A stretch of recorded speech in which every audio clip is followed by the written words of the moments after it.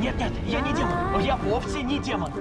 Видишь, простой парень, обычный. Пришел освободить дракона. Прямый баран, весь в мать. Ей тоже вечно не сиделось на месте. Ну да, так и Как есть. же подобраться к ночной фурии? Единственный сын Стоика Обширного, наследник трона Олуха и самый великий покоритель драконов на всем белом свете. Да, а в кого ж я, по-твоему, такой непоседа?